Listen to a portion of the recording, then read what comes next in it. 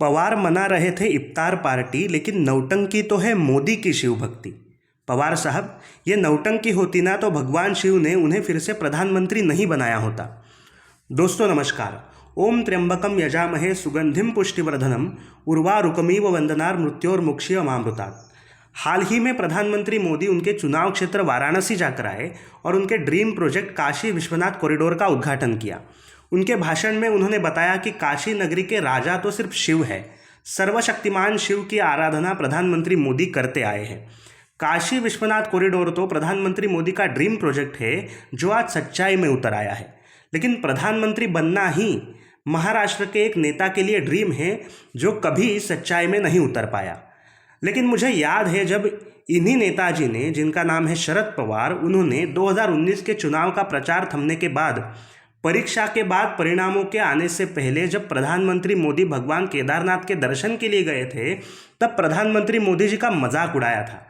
पवार तब इफ्तार पार्टी में मौजूद थे और वहीं से प्रधानमंत्री मोदी जब शिव की भक्ति कर रहे थे तो उनकी भक्ति को नौटंकी बताया था। देखिए, चुनाव से पहले ही शरद पवार भविष्यवाणी कर चुके थे कि सबसे बड़ी पार्टी तो भाजपा बनेगी लेकिन बहुमत नहीं मिलेगा, गठबंधन की सरकार बनेगी और प्रधानमंत्री मोदी फिर से प्रधानमंत्री नहीं बन पाएंगे। ऐसे कुछ सपने पवार साहब ने पाल रखे थे। अगर आप इतने कॉन्फिडेंट थे मोदी हारने ही वाले हैं, तो भला आपको चुनाव के बाद मोदी अगर केदारनाथ के दर्शन करते हैं तो इसे नौटंकी बताने की क्या ज़रूरत थी, क्योंकि तब तक तो चुनाव खत्म हो चुके थे। चुनाव के बाद कुछ भी हो, मोदी जहाँ चाहे वहाँ जाए, आपको क्या लेना देना था उससे। लेकिन नहीं, इफ्तार पार्टी का निवाला आपके गले के नीचे नहीं उतरता जब तक कि आप प्रधानमंत्री मोदी की आलोचना नहीं करते। लेकिन जब आपने यह कहा था, आपको पता था कि प्रधानमंत्री मोदी ही फिर से प्रधानमंत्री बनेंगे, लेकिन आप यह बात हजम नहीं कर पा रहे थे। लगता है इफ्तार में खाए हुए फलों से आपने उस दिन यह बात हजम करवाई होगी। सपने में ही सही, लेकिन आपने प्रधानमंत्री मोदी को हारते देखा और हताशा और निराशा में मोदी जी के शिव भक्ति को आपने नौटंकी बता डाला। और आप यह भूल भी गए कि उस समय आप खुद एक इफ्तार पार्टी में मौजूद थे। एक सर्कुलर नौटंकी कर रहे थे आप पवार साहब।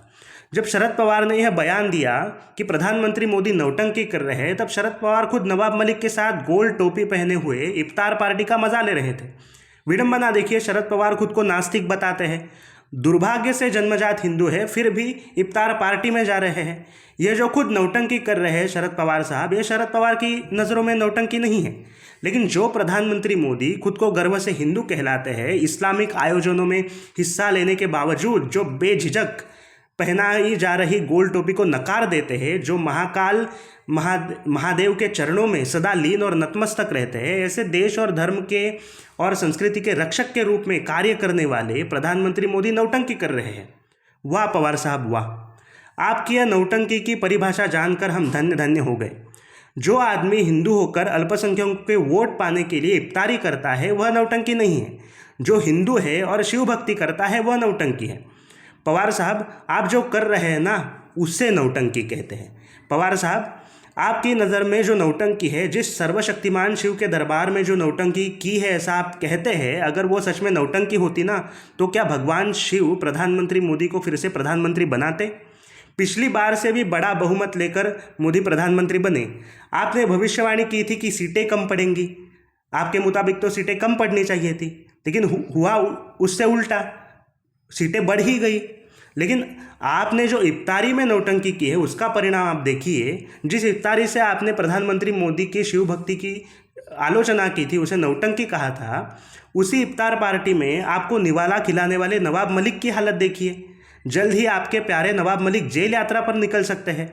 आपने बड़ी मशक्क़त करके जो सत्ता हथी आई है, क्या उसे आप पचा पा रहे हैं?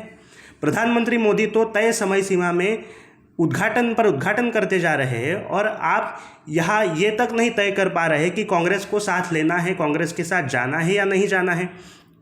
एक तरफ खुद को यूपीए का अध्यक्ष घोषित करने के लिए इधर उधर से बैटिंग करवा रहे हैं, तो दूसरी तरफ कांग्रेस के नेतृत्व में चुनाव लड़ने की बात कर रहे हैं। महाराष्ट्र में आपने बनाया हुआ गृह मंत्री जेल की हवा खाने को मजबूर है और आप अपनी हवा बनाने को मजबूर है।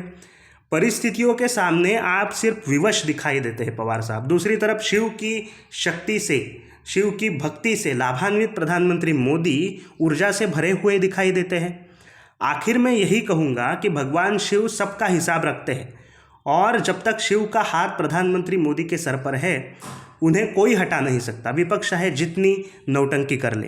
तो ऐसे ही वीडियोस के लिए मेरे इस चैनल को सब्सक्राइब करें, वीडियो को लाइक और शेयर ज़रूर करें, साथ ही साथ बेल आइकॉन को क्लिक करें ताकि आपको आने वाले अपडेट्स मिलते रहे। धन्यवाद।